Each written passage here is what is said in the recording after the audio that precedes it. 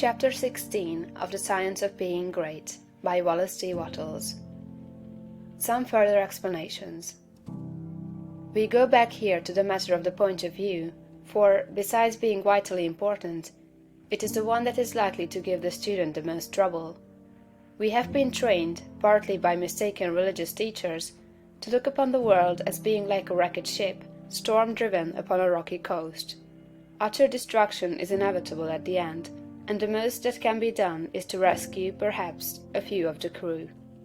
This view teaches us to consider the world as essentially bad and growing worse, and to believe that existing discord and inharmoniousness must continue and intensify until the end. It robs us of hope for society, government, and humanity, and gives us a decreasing outlook and contracting mind. This is all wrong. The world is not wrecked.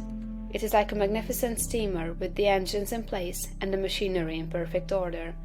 The bunkers are full of coal, and the ship is amply provisioned for the cruise. There is no lack of any good thing. Every provision omniscience could devise has been made for the safety, comfort, and happiness of the crew. The steamer is out on the high seas, tacking hither and thither, because no one has yet learned the right course to steer. We are learning to steer, and in due time will come grandly into the harbor of perfect harmony. The world is good and growing better. Existing discords and inharmoniousness are but the pitching of the ship incidental to our own imperfect steering. They will all be removed in due time. This view gives us an increasing outlook and an expanding mind. It enables us to think largely of society and of ourselves, and to do things in a great way. Furthermore, we see that nothing can be wrong with such a world or with any part of it, including our own affairs. If it is all moving on toward completion, then it is not going wrong. And as our own personal affairs are a part of the whole, they are not going wrong. You and all that you are concerned with are moving on toward completeness. Nothing can check this forward movement but yourself, and you can only check it by assuming a mental attitude that is at cross purposes with the mind of God. You have nothing to keep right but yourself. If you keep yourself right, nothing can possibly go wrong with you, and you can have nothing to fear. No business or other disaster can come upon you if your personal attitude is right, for you are a part of that which is increasing and advancing, and you must increase and advance with it. Moreover, your thought form will be mostly shaped according to your viewpoint of the cosmos.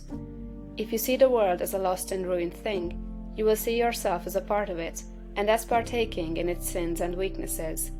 If your outlook for the world as a whole is hopeless, your outlook for yourself cannot be hopeful. If you see the world as declining toward its end, you cannot see yourself as advancing.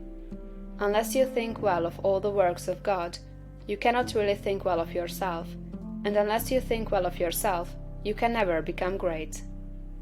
I repeat that your place in life, including your material environment, is determined by the thought form you habitually hold of yourself.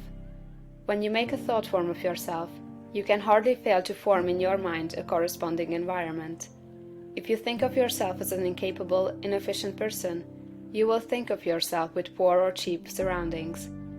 Unless you think well of yourself, you will be sure to picture yourself in a more or less poverty-stricken environment. These thoughts, habitually held, become invisible forms in the surrounding mind stuff, and are with you continually. In due time, by the regular action of the eternal creative energy, the invisible thought forms are produced in material stuff, and you are surrounded by your own thoughts made into material things. See nature as a great living and advancing presence, and see human society in exactly the same way. It is all one, coming from one source, and it is all good. You yourself are made of the same stuff as God. All the constituents of God are parts of you. Every power that God has is a constituent of man. You can move forward as you see God doing. You have within yourself the source of every power. Thank you for watching this video. Don't forget to subscribe, share and like it. Tell me in the comments how did you like it? See you on the next video.